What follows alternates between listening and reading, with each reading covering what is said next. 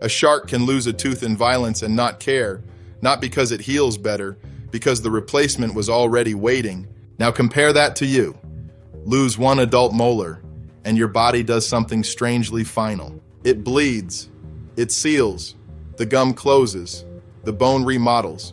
The bite adjusts around the absence. No new molar rises from underneath. No third dentition starts. No hidden reserve tooth rotates into place. The wound heals, but the tooth is gone. That is the real mystery. Not why sharks make so many teeth. Why do humans stop? The unsettling part is that the human jaw is not completely ignorant of how teeth are made. It once knew how. It did it before you were born. It did it when your baby teeth formed. It did it again when your permanent teeth formed. Even after that, fragments of the old program can remain. But in humans, that program is no longer arranged as a living replacement system. It is broken apart, muted, controlled. When pieces of it wake up in the wrong way, they do not produce a clean new tooth. They can produce cysts, tumors, or disorganized odontogenic tissue. This is not a story about sharks being better than us. It is a story about two different solutions to damage. One animal keeps replacing the blade, the other protects the bite. Somewhere between those two strategies is one of the biggest questions in regenerative dentistry. Why can a shark keep making teeth while a human jaw learns to live with absence? To answer that, we have to start before teeth look like teeth, before enamel, before roots, before eruption. A tooth begins as a conversation between tissues. The surface tissue folds inward. The tissue beneath answers. A signal becomes a place. A place becomes a bud. A bud becomes a shape. Eventually, that shape becomes a tooth. The structure that begins this process is called the dental lamina. It is not a tooth. It is the developmental line from which teeth are initiated. Sharks use it. Humans use it. Many jawed vertebrates use some version of this same ancient developmental logic. The signals involved are not random. WNT helps initiate tooth formation. Beta-catenin helps transmit that signal. BMP signals help shape the tissue. Sonic hedgehog helps organize growth and position. FGF signals help keep communication going between epithelium and mesenchyme. This is not one magic molecule. It is a controlled sequence. The right signal, in the right place, at the right time, held back in the surrounding tissue so the pattern does not dissolve into chaos. A tooth is not just something that grows. It has to grow where it belongs. A molar that forms in the wrong position is not a miracle. It is a surgical problem. Tissue that keeps proliferating without structure is not regeneration. It is pathology. So the question is not simply, can cells make a tooth? The question is, can a jaw organize a tooth? That is where sharks are different. In sharks, the dental lamina does not finish its job and mostly disappear. On the tongue side of the jaw, sharks maintain a living region called the successional lamina. This is the source of replacement teeth. It stays active, it stays patterned, it stays connected to a direction of movement. New teeth begin deeper and more lingual, behind the functional row. As they develop, they move outward. They mineralize. They rotate toward the biting surface. One row is functional. Behind it are future rows. Behind those are still earlier stages. The mouth is not improvising a new tooth after every injury. The replacement was already in progress. That is why a shark can lose a tooth without biologically hesitating. The system is built around loss. The shark jaw assumes teeth will fail. It expects damage. It is designed around turnover. A great white may pass through tens of thousands of teeth in a lifetime.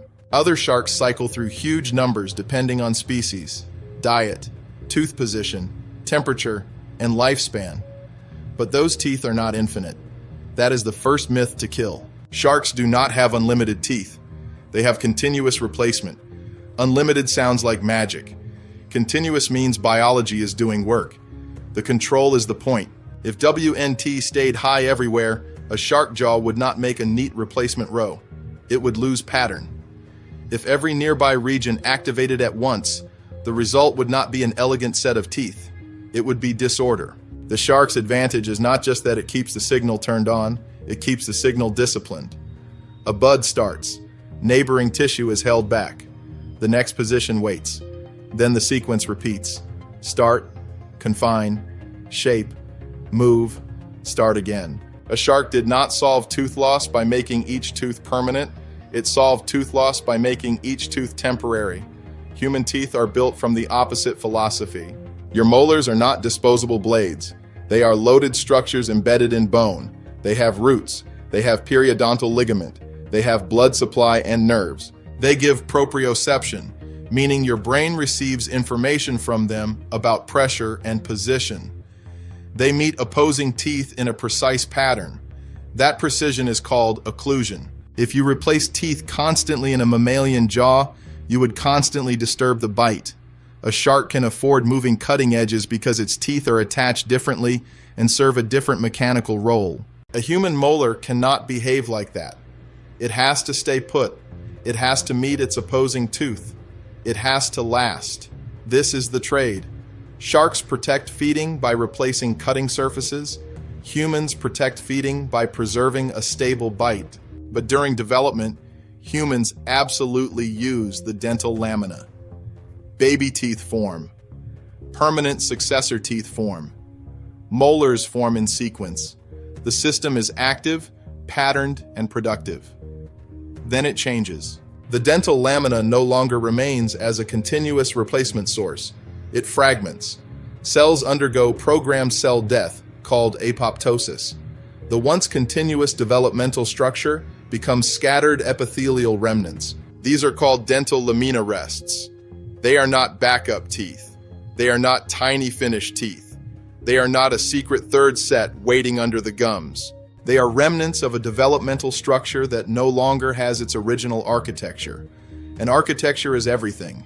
A few pieces of a circuit are not the board. A few notes are not the score. Some molecular memory remains, but the organized line is gone. Human dental lamina rests can express markers associated with developmental and proliferative potential, including SOX2, BMI1, PCNA, and beta-catenin. That does not mean they are ready to make teeth. It means they are not biologically meaningless, and they matter for a reason that is not always comforting.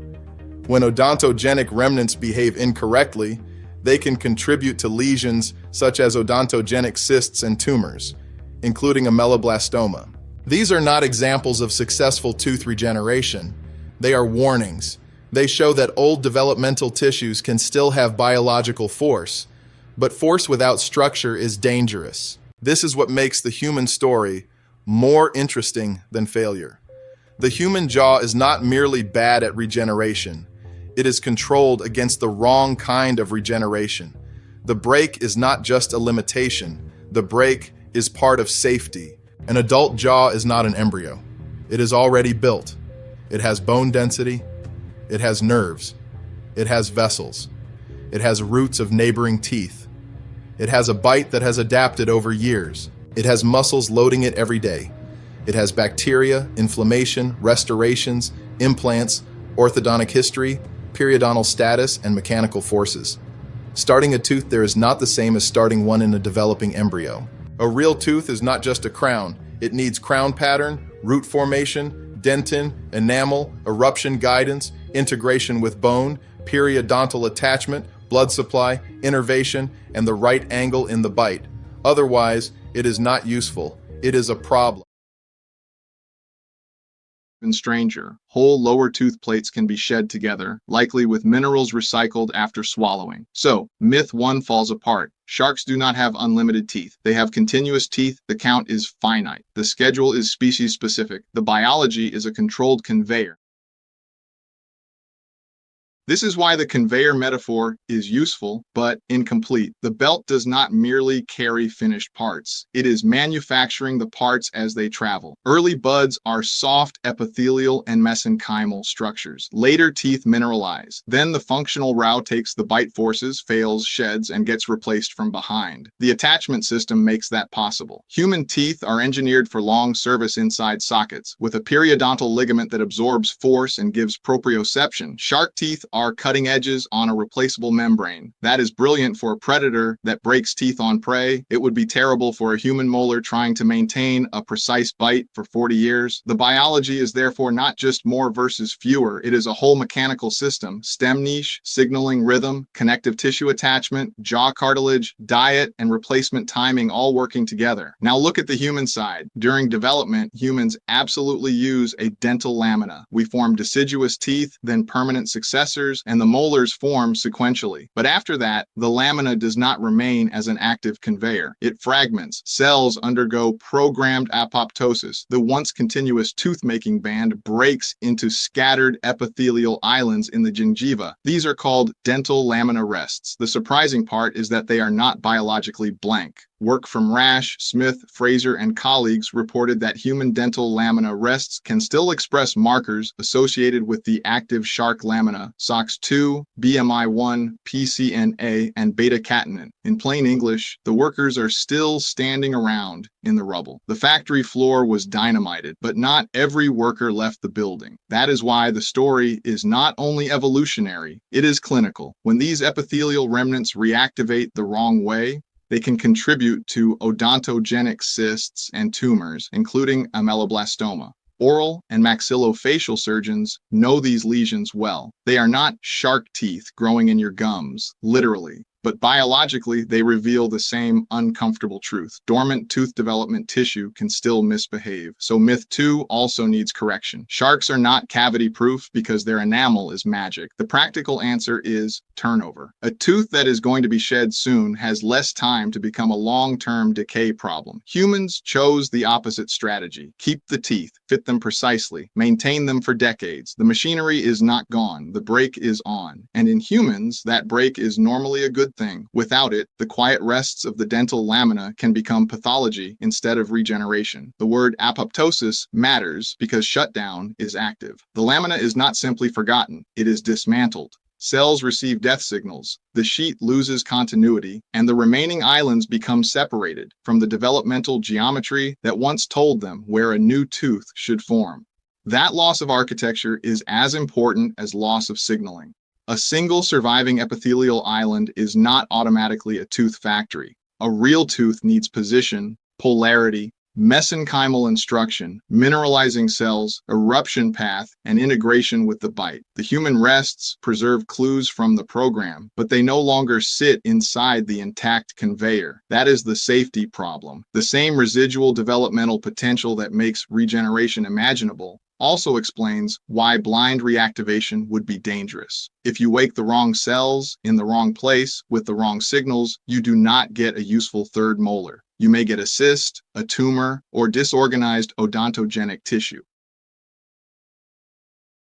So, the human story is not failure. It is controlled suppression. The jaw chooses stability over endless novelty. Why would mammals accept that trade? Occlusion. Mammalian chewing depends on precise cusp and fossa contact. Upper and lower teeth interlock. Molars crush, grind, shear, and guide the jaw through repeatable paths. Continuous replacement would constantly disrupt that geometry. Imagine replacing one gear in a watch every week while still expecting the watch to keep perfect time. Nursing also changes the developmental schedule. Mammals delay full chewing function while offspring feed from the mother. The payoff becomes two highly tuned sets, not a lifetime of disposable blades. Humans are diphyodont, 2 dentitions. Sharks are polyphyodont, many replacement cycles. That is not a defect. It is an evolutionary bargain. Sharks prioritize replaceable cutting edges. Mammals prioritize durable precision. But regenerative dentistry is asking whether we can borrow part of the shark logic without importing the shark problem. The cat-shark work from Fraser and Smith's group and tooth replacement studies in reptiles such as pythons, MAP-AWINT, sonic hedgehog, BMP, and FGF circuit that might in principle be coaxed in human remnants, and that is why the anti-USAG1 work is so interesting. Teregem Biopharma in Japan, connected to the Takahashi group at Kyoto and Fukui, moved an antibody approach into a phase 1 trial beginning in 2024, aimed at congenital tooth agenesis. The concept is not make humans into sharks. The concept is release a developmental break carefully enough to allow a new tooth program to start. This is early. It is not a consumer tooth regrowth product. It is not a reason to ignore implants, grafting, orthodontics, or prevention. But mechanistically, it belongs in the same family of questions. What silences the lamina, and can that silence ever be safely reversed? The future version, if it works, will probably not look like pressing a button and instantly growing a perfect adult tooth.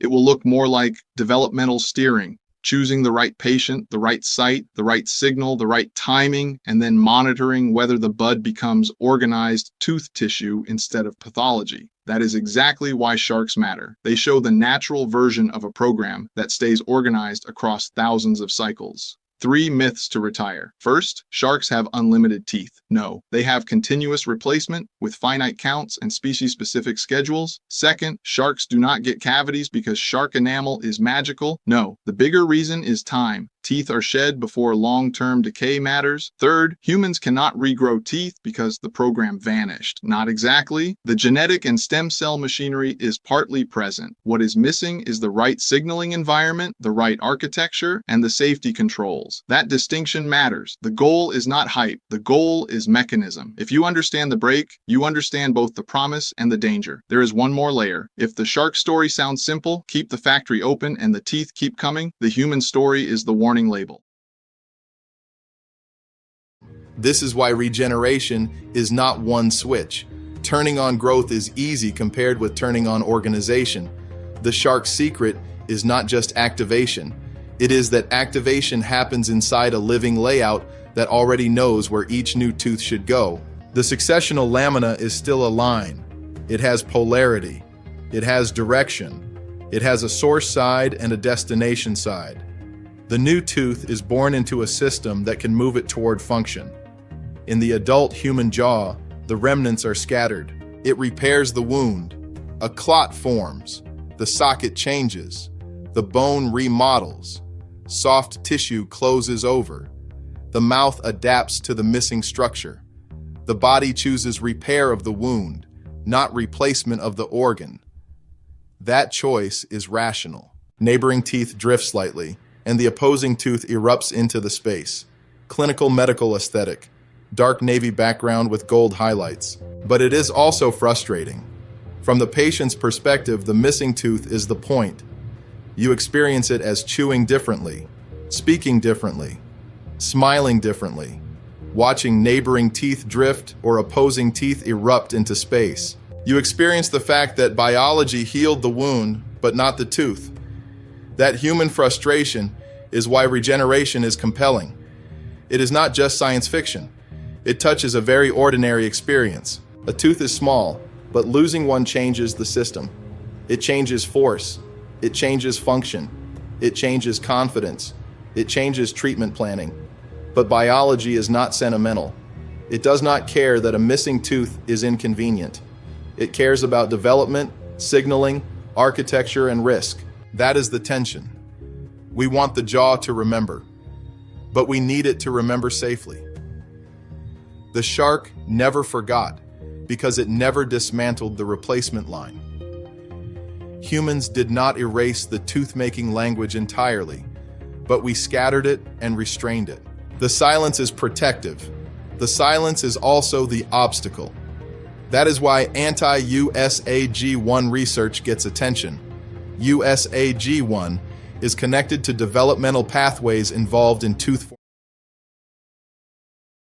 The most important thing to understand is that regeneration is not one switch. A tooth is an organ. It needs a surface epithelium, a responsive mesenchyme, a growth field, a crown pattern, root formation, eruption, nerves, blood supply, periodontal attachment, and a final bite that actually fits the jaw. That is why the dental lamina rests are so interesting, but also why they are not enough by themselves. They are not tiny finished teeth waiting under the gums. They are scattered remnants of a developmental sheet. Some of them retain markers that look look stem cell-like. Some of them can reactivate in disease, but they have lost the continuous architecture that sharks preserve. In a shark, the successional lamina is still a line. It has direction, it has polarity, it has a tongue-side source and a biting-side destination. That geometry tells each new tooth where it belongs. In an adult human jaw, the remnants are islands. Islands can remember part of the program, but an island is not a conveyor belt. This is the real reason tooth regeneration is hard. You are not only asking cells to divide, you are asking them to organize. Wnt is not just a growth signal, it has to turn on in the right place. Sonic Hedgehog is not just a famous developmental molecule, it helps shape boundaries so one tooth field does not smear into the next. BMP signals do not merely say, make tissue. They help guide the tooth into a particular morphology. FGFs keep the epithelial and mesenchymal conversation alive, and that conversation has to be timed. Too little signal, nothing happens. Too much signal, or the wrong signal in the wrong place, and the result is not a useful tooth.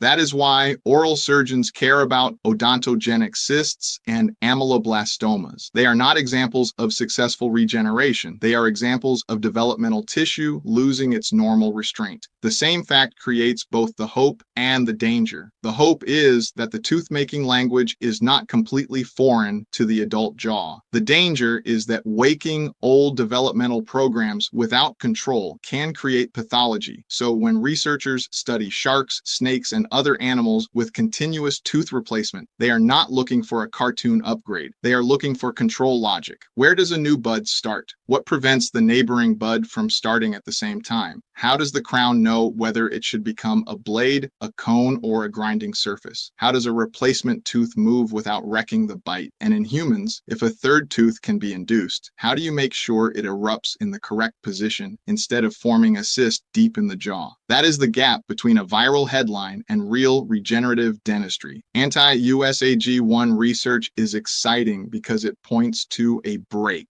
USAG1 normally inhibits developmental pathways connected to tooth formation. Blocking it may release dormant potential in specific patients, especially people born missing teeth. But this is not the same as saying every adult can grow a perfect third set on command. The early target is congenital tooth agenesis, where the developmental context may be very different from a random missing adult molar.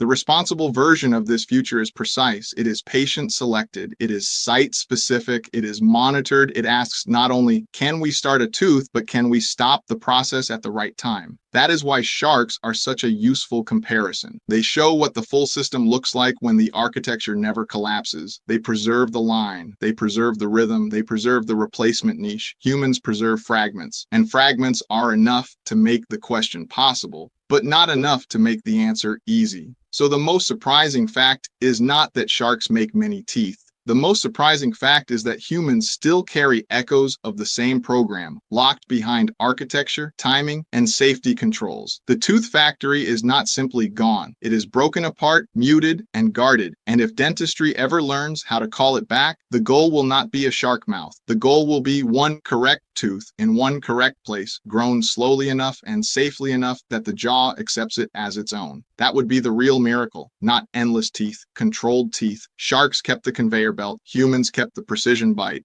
but the parts are still there. Evolution did not delete the tooth factory, it silenced it. Next episode, why elephants and manatees solve the tooth problem in a completely different way. Real biology, real mechanisms. Is doing most of the work. Signal without structure is risk. Growth without pattern is risk. Potential without restraint is risk.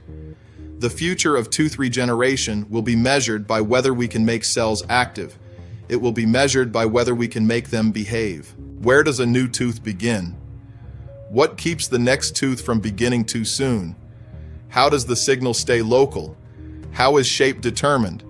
How does the tissue know when to stop? How does the tooth erupt without damaging neighboring structures? How does it become part of a bite instead of a mass? Can we borrow the logic of replacement without losing the architecture of a mammalian bite? Can we release a developmental break without removing the guardrails? Can we build a tooth without building a tumor? That is the boundary where the science becomes serious. The answer will not be a viral headline. It will not be a pill that casually gives everyone a third dentition. It will probably be slow, selective, carefully monitored, limited to specific indications before it expands. And if it works, it may look less like magic and more like guided development. The more you look at the shark and the human jaw side by side, the less it looks like one animal won and one animal lost. It looks like evolution made two different bets. The shark bet on replacement, the mammal bet on precision. The shark kept teeth moving because its life made broken teeth inevitable. The mammal stabilized teeth because its chewing system demanded exact contact. A shark can lose the blade because another blade is already being made. A human loses the molar, and the body protects the remaining structure. One strategy accepts constant turnover. The other accepts finality.